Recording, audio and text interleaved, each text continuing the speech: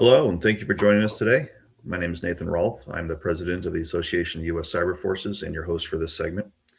On behalf of the Tortora Brayda Institute and the Association of U.S. Cyber Forces, I would like to welcome you to this month's episode of our Cyber Workforce Series, where we speak with cyber professionals about their careers and journeys to help inform others on the diversity of paths within the cybersecurity industry and hopefully support you, the listener, on your own personal cyber career journey. Before we meet this month's guest, I would like to share a little information about the two organizations helping to make this series possible, the Tortora Brayda Institute and the Association of U.S. Cyber Forces. The Tortora Brayda Institute was created to promote collaboration across public and private sectors with a focus on business, culture, and diversity. Tortora Brayda looks to reshape and develop collaboration and partnering practices with a view to improving and securing business and economies. A core concept of the Institute is their think tank for partnership in AI and cybersecurity. The think tank has allowed Tortora Brayda to bring together experts and leaders from the public and private sectors and academia around the world to reshape and develop collaboration and partnering practices while embracing the most critical technology growth. If you are not currently a member of the Institute, we invite you to visit their website at www.tortorabrayda.org to learn more and see how you can participate. The Association of U.S. Cyber Forces is a nonprofit professional association that provides the voice for members of the cyber workforce who serve in the military, government agencies, industry, and academia on specific cyber issues impacting national security. AUSCF is an advocate for positive change to policies and programs that better serve their membership and help minimize gaps between the private and public sector cybersecurity efforts. If you would like to learn more or join AUSCF, please visit our website at www.auscf.org. During today's discussion, please feel free to drop any questions into the chat, and as time allows, we will attempt to weave in those answers. Your questions and feedback help directly shape this and our future events. Today's guest is Roy Luongo. Roy is a cybersecurity executive and strategic advisor with 34 years of leadership across U.S. intelligence agencies, federal law enforcement, and global financial institutions. As the former Chief Information Security Officer at the U.S. Secret Service, he directed enterprise-wide cybersecurity programs, achieved federal security authorizations, and led Security Operations Center personnel protecting mission-critical systems. His career includes senior leadership at U.S. Cyber Command, the National Security Agency, and J.P. Morgan Chase, where he built the firm's first red team capability. Roy brings deep operational expertise in areas critical to today's security landscape, such as CMMC, FISMA, and other federal compliance frameworks, SOC and incident response operations, offensive security and adversarial emulation, and risk management for regulated environments. At NSA, he led the Red Team division, certifying all Department of Defense red teams and authored national-level cyber operations policy. At U.S. Cyber Command, he developed SOC strategy and directed 24/7 operations centers supporting 6,500 personnel across geographically dispersed missions. He holds a CISO certification from Carnegie Mellon University, dual master's degrees from University of Maryland, and maintains CISSP and other industry certifications. Roy is a 2025 Cyber Titan Award recipient and distinguished member of the U.S. Army Cyber Corps. He also serves as adjunct faculty at the University of Arizona, teaching cyber warfare and cyber ethics, law, and policy. Roy, welcome, and thank you for joining us today. Hey, thanks, and thanks to the Institute. Man, that sounds like I have no free time, but I don't know. Still manage to have hobbies. Yeah, that's great. I mean, that's what you've been doing is impressive. That is actually one of the most impressive resumes we've read on here. I'm going to take us back to the beginning now. How did you first get involved in the cyber field? It's funny. People always ask this, and it's a great question. Nostalgically, I say the first time I hole punched a floppy-sided disk into double density, that was my first hack way back in like the 80s, right? But my first kind of professional foray into cybersecurity was probably when 2020, I was lucky enough to do an internship with the NSA's Red Team, which I then later took, down the road became chief of. But really, that was probably my foray into cybersecurity. Was being on keyboard there. You said 2020? 2020. Before that, I had been, if people like the industry terms, ISSO, back in the day with the military, where we had to bundle all the software for each computer and binders twine and keep it stored. That's what ISSOs did way back in the days before we have all these ATO processes and stuff. But so 2020 was probably my first. No, not 2020. Thank you for correcting me. 2000. Okay. I was like, you've been around a lot longer than that. Yeah, right at Y2K. I appreciate that correction. Thank you. All right. So your red team internship at the NSA, was that something that that was during your time in the Army? Was that something that you actually sought out, or were you voluntold to go do that? No, I've all told it. There was a program called the Middle Enlisted Cryptologic Career Advancement Program, which obviously is kind of a niche program for enlisted people in the military. You basically spend 3 years at the National Security Agency doing internships around the agency to really understand how the NSA and how the military within NSA work and collaborate. And that was just one of many really great tours I was able to do, all related to cyber, actually. So that kind of put the bug in you and got you going. Absolutely, absolutely.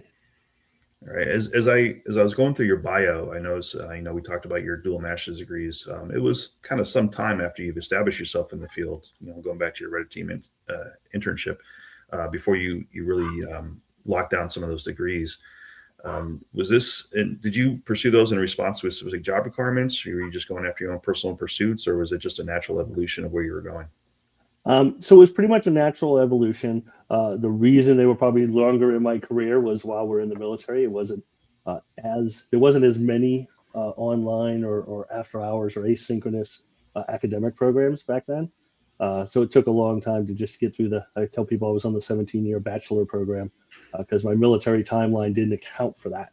So I did make a commitment once I retired out of the Army with my bachelor's to rapidly pursue my advanced degrees.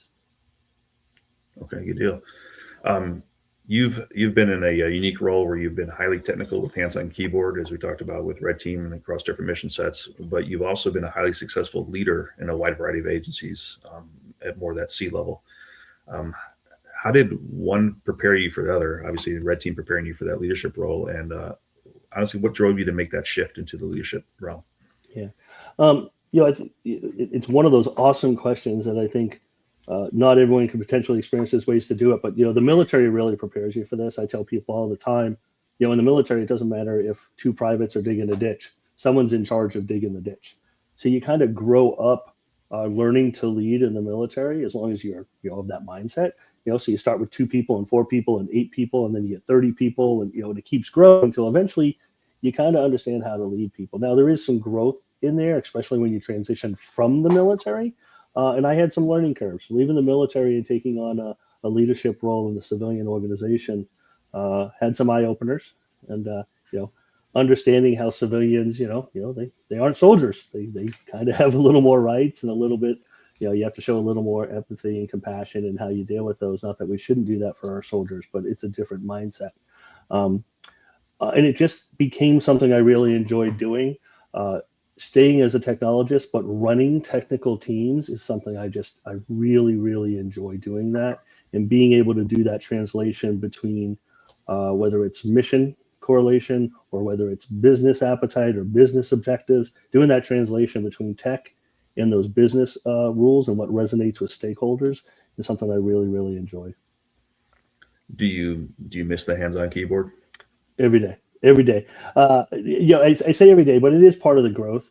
So I do it for myself. In the background, I'll play with some AIs. I'm playing, building an MCP server, those type of things, just to stay ingrained. As well as the teaching I do at University of Arizona does mean I have to maintain the ability to still get technical. I do some other instruction on the side when certain organizations need me that gets very, very technical into the packet analysis and wireless and so forth. So I miss it all the time. I love it, but I can only do so much and do what pays the bills. The wrong term. I love leading people, but that's my focus today. But staying technical is an absolute that we have to do. Am I as good as the individuals on the keyboard? Not today. It's just not what I do.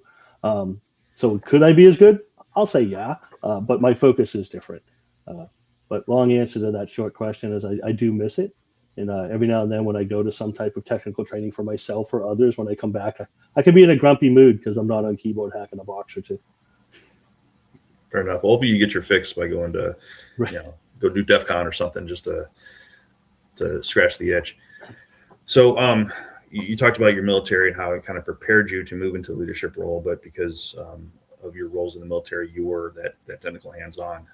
Do you feel if someone's not in that military path, that having a more technical field work, that hands-on keyboard, is a vital prerequisite to moving into those leadership roles? Or is that someone can pursue, just saying, hey, I want to be a CISO, I want to be a CIO, and just go that path without actually putting the time in the SOC, for example? So, it's a really, really good question, and there's a whole lot of it depends involved in that. When I first went out to JP Morgan, it's a wonderful organization. And even, with no, I don't want to insult anyone there, but those individuals at the leadership at that level, most of them came out of a business track, whether it was MBA or they were somewhere involved. And those CISOs were more attuned to aligning cybersecurity to the business models and the business risks, and having strong technical leadership below them, so their ability or their need to be deep technical wasn't as necessary. A CISO's job is a lot more about translating risk and looking broadly across my team and not deeply through, right? I have people who need to go deep. Now, does it help? Absolutely. Should a CISO 100% have come up through the ranks of keyboard monkey? No insult to anyone, I don't mean that, but as a keyboard guy, I don't think it's 100% prerequisite, but it makes you a better CISO. Absolutely makes you a better CISO. But there is a problem there with some people, some techies can't translate. And, it's just like some really smart people can't teach. It's kind of the same thing. And if you can't take what you know technically and turn it into business conversations, you probably won't be a successful CISO. For small organizations and startup companies, I think you absolutely need a technical CISO. I think larger organizations, and if that's where your path takes you, you may be able to learn as you go. That you kind of hit on a key point there, that translation, that ability to speak to the business side of an organization, the management, about things that are very technical that they may not even understand sometimes.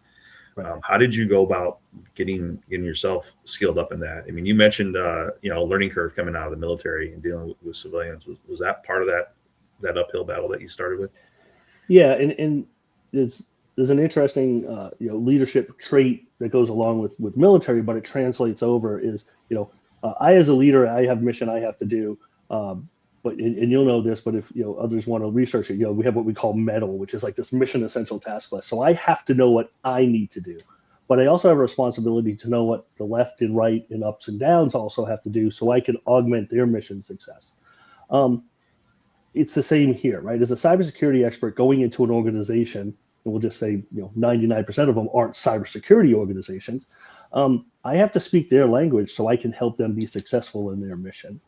And that takes time, right? It's usually why when people, what are you going to do in your first 30 to 90 days? The answer should be learn, right? I need to learn what is important to you as an organization. I have to learn what your risk appetites are and how I can augment that with cybersecurity or hinder it with cybersecurity, and I need to pull back. If I don't understand the business side of what we're doing, I can't tailor my cybersecurity posture for them to achieve success while doing the best I can. And everything in cybersecurity, or CISO's job, is minimizing risk and articulating residual risk to the business owner. If the business owners say, we're not going to do something that I want to implement as a cybersecurity, if it's based off their business risk appetite, I have to acknowledge that and do the best I can without getting everything I want as a cybersecurity professional. But part of the job is telling them why it's important to do what I tell them. Okay. So being able to convince and influence is huge in terms of skills. Yeah, absolutely. It's one thing you learn often when you're not a leader, when you're maybe just a technical leader, like my role at NSA when I was a tech director. You don't have the carrot or the stick in that point. So you're doing a lot of leadership without authority. And it's a lot of, I hate to, someone might hate me for saying the art of the deal, but how can I convince people to do what's in their best interest without actually having any type of literal authority to make them do it? And that goes a long way. So when you do have the literal authority, you still work on that compromise. That how do you do conflict management and not have people hate you? So that speaks. I mean, we talk a lot about technical skills on these episodes. Of course, getting hands on the keyboard, programming, networking, configuring, everything like that. But you're really talking about a lot of the soft skills that are necessary to be successful. Let's dive on that one a little bit more. Are there any other specifics? Talking about being able to influence, talking about being able to translate information. What kind of soft skills do you think are really absolutely vital for someone that's looking to be either that mid-level or senior level management when dealing with cybersecurity in an organization? Yeah. So there's a whole slew of them, but I think some of the most important ones are conflict management. And when I say conflict management, I don't mean that everything's a draw out fist fight, as we would call it, wall-to-wall counseling type conversation.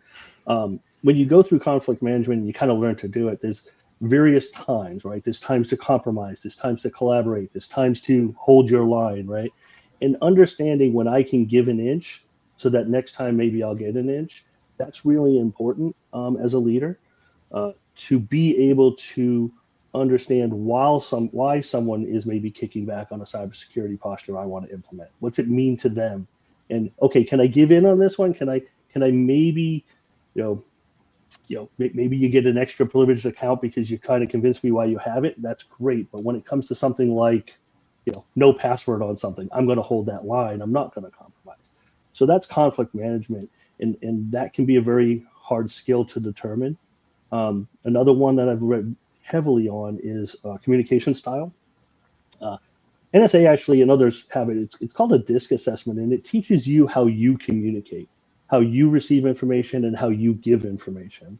And that was probably one of those epiphanies of understanding for me as a leader on I have to tailor my communication style to who I'm working with, whether it's leading people or whether it's peers or superiors or whatever. That just because I receive and I give information in a certain way, it doesn't mean they receive or give information in a certain way. And when it comes to team building and when it comes to any type of thing, that's almost more important. How are they going to receive tasking and how are they going to give me information so I can interpret that? So communications is probably a huge soft skill that takes a lot of time. So communication, conflict management. Yeah, there's so many more in there, but yeah, those are probably two of the biggest ones I come back to all the time. And this may sound nuts, but it's a big one for me. Was empathy. I hate to say when I was in the military, it's not something we teach a lot on. But our I'll say peer or mentor and superior, El Montero. One time we were in a conversation and someone said something about work-life balance, and I had just gotten out of the military, and I said, I don't even know what you're talking about.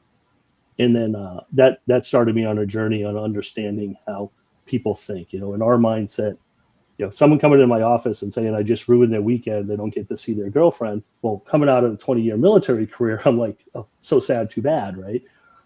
Because we spent years, months, whatever, away from our loved ones. But understanding that weekend to that individual was a serious, serious lifetime thing, right? So learning that empathy and really understanding that how I take something is completely different on how it may impact somebody else.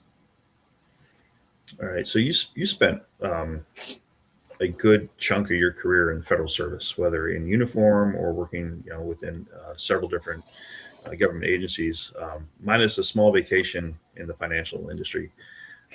Did you find that there was a significant difference across the military side, the straight up complete civilian, and then federal agencies that are still civilian based? Completely different culture. The culture is a huge part of that. So understanding that, and then even more specifically, my last tour was a law enforcement agency, which is a whole other different kind of culture. And you can probably surmise that Secret Service even had its own little microcosm, right? But yeah, the cultures are very different, and while there's some similarities, they're vast, and you really have to learn to live in someone else's fishbowl when you transition like that. I had that epiphany. I said when I came out of the military and went to NSA, which I had already been working in NSA, but now working in a capacity where I'm leading civilians is different than when you're leading military. Then you come to a place like Secret Service where agents and so forth are embedded all over the place, in understanding that there's an agent role. It is what they used to call us APTs, which I always thought was hilarious. In our world, being called an APT was bad, but that's just a term for administrative professional or technologist at Secret Service. So every organization has its own culture and own history that you kind of have to work yourself into. What advice would you give somebody to help facilitate that cultural adaptation as they're going in somewhere new? Yeah, and I won't say I've done that perfectly. So the best advice I would say is be willing to learn, be willing to never compromise your core values, but understand that you may have to adapt to others' culture like that. Find mentors if you can, who can help you with that. Find experts who have been around, maybe know where the skeletons are, what closets they're in, the bodies are buried, and try and find a mentor who can help you adapt to that culture as much as possible. Probably the best advice. All right. Yeah, mentorship's huge on both sides, the technical and the soft skill piece. So yeah, and understand you're coming into their world. They're not coming into yours. So whatever history I have, that's great. That's knowledge I'm bringing in, but I am coming into somebody else's environment, and I need to adapt to that. All right. Let's go back to a little bit more on the technical side of the house. You actually, in our bio, we read that you have multiple industry certifications. Mm-hmm. How much importance do you as a leader place on those certifications in today's cybersecurity workforce? And, from both a leadership perspective, but also recognizing the importance of those at a, that hands-on keyboard level. Yeah. Are they still relevant today? They're still very important for employers right now. Yeah, and this is one of those things that gets you hate mail, right? Like if you say they are, you get in trouble. If you say they aren't, you get in trouble. I spent a long time, and you were around when we were doing some of this. We kind of grew workforce development, throughout the Army, and I had some history doing it with NSA. There is a place, an absolute place for industry standards and industry certifications. Where you place them in your organization is something you kind of have to define and tailor.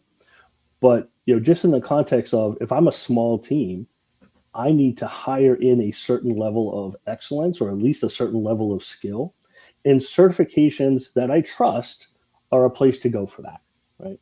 And I don't want to call any out, because that's not, I don't want to advocate, but you find the organizations that you trust their certifications, you trust, get in with them, understand how are they developing their training, how are they mapping that to knowledge, skills, and aptitudes or abilities that align to work roles you need. Right? And if an organization that has a certification isn't willing to discuss that with you, then it's probably not a certification I want, or want my team to have, or I won't respect that certification. So they absolutely have a place, and they help you. They help the individual. I'm a huge person involved, that says training is part of my operation tempo. If I cannot send my people to career development and technical skill development, then my SOC is going to become obsolete, or at least atrophy a little bit in those spaces. So yeah, there are industry certs, but you have to do your research based off what your organization needs, and then find those and work with those organizations. Okay. And how about informal education? So what are some ways that you personally, or that you're aware of, for someone in any place within the spectrum of technical to management, can do to actually keep abreast of technical skills and awareness of the threat landscape? Yeah, I think we're in a wonderful place now with the internet and podcasts and webinars and conversations like this, where people can just give out that information. When we're done with this, I'm going back into a SOC summit that's 100% virtual, where I'm just listening to really smart people talk about their innovations in doing various types of SOC analysis. So I think those are always venues. I find conferences to be a huge benefit. Yes, they are fun to see friends and have a drink or whatever, but they're also a huge place to understand what's going on in the industry. So those are venues. There are tons of articles. Now, and we haven't talked about it, but I'll say it. Now with AI, I can get up in the morning and say, find me 10 relevant articles on cybersecurity that were posted in the last 24 hours. Right? Summarize them, give me what I need to go, and then go read for. So there are a lot of free, call them unofficial or whatever, resources to stay current in what's going on. Now, if you're going to use those resources, it's on you to make sure they're good resources. and that the people that you're following and listening to are well founded in what they're talking about. Do you have any favorites that you would recommend? It depends on where I'm at, what I'm doing. Like I said, right now I'm in, this morning, and I'm going to go back to that when we're done here. There's a free SOC summit from Black Hills. Now, Black Hills and Anti-Siphon, they do some wonderful stuff. And I want to say, when I name these things, I'm not 100% saying everything they do is 100% perfect and jump on them and avoid all others. No endorsement is implied. Yeah. So, but one thing I love about them is they are a community. They give back, right? They actually have pay what you can training. So, if you have nothing, you can take some of their training. Not everything's that way. But hey, if you have some means, they say, give us $100 or whatever and take a 24-hour, take an 8-hour class with us. They're always putting things in the community. They're always putting tools out there. So they're a great one for keeping up on some of the latest kind of more global type things. I do like Dark Web Diaries when they put out, episodes. Those are great. There's a million podcasts. One of my old, I don't think you know, one of my old NSA coworkers, he just started one called Hackers on the Rocks. They're doing some great, very technical podcasts. They're available on Spotify. Evan Thornbush is a great guy. There's just so many resources out there. Let's see. Yeah, lots and lots. Even SANS is SANS Institute does some free, does a lot of free webinars and so forth. Those are great. From a more strategic level and executive level, groups like SciNet, which is heavily involved in CISO and C-suite type things, they do webinars, but it's more on risk management, GRC compliance, those type of higher level things. You can call it technical for an executive if you want to. So those are some of my favorite places to go. And, yeah. Okay. So if someone is trying to follow in your footsteps, right? I mean, we spent the last half hour inspiring the next generation of cybersecurity workers, and they're like, I want to be the next Roy.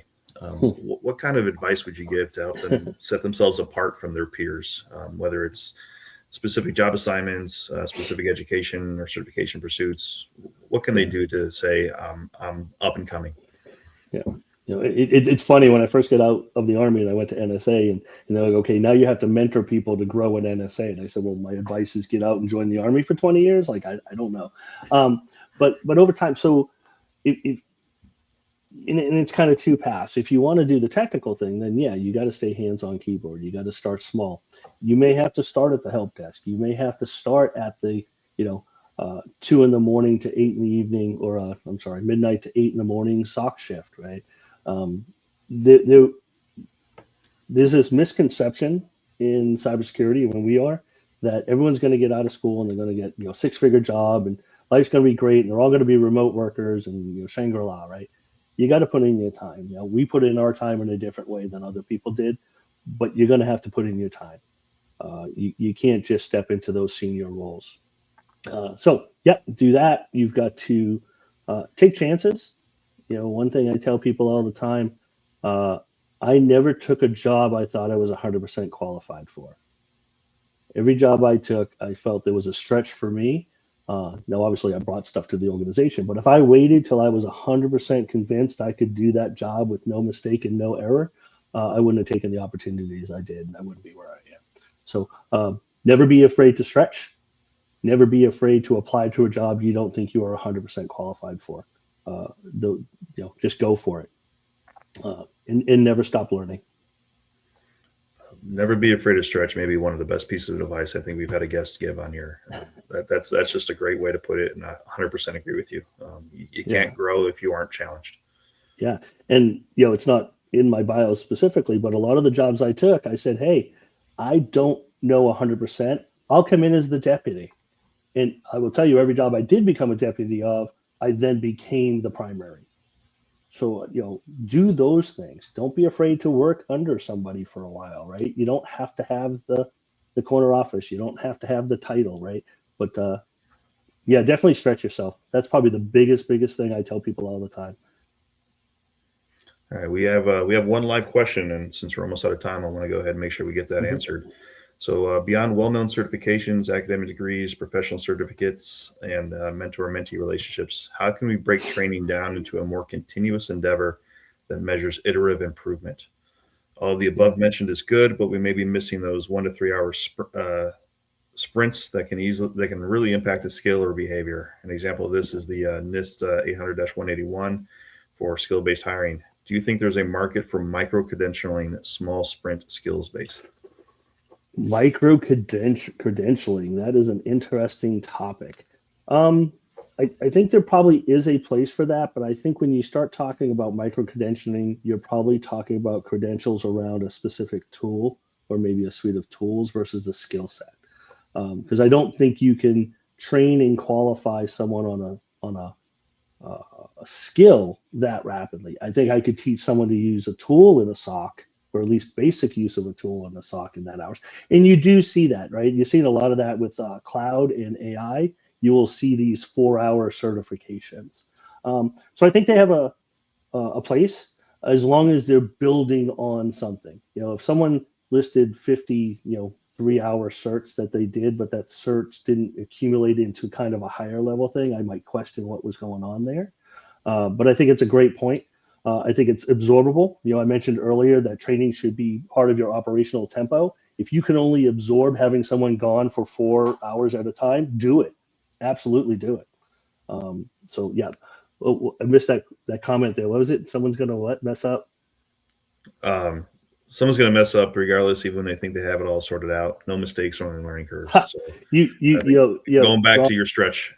Yeah, Nate, you can't see it. I'll send it to you later. I was just trying to work on an article on my leadership philosophy, and one of my leadership philosophies is I will not run a zero tolerance organization.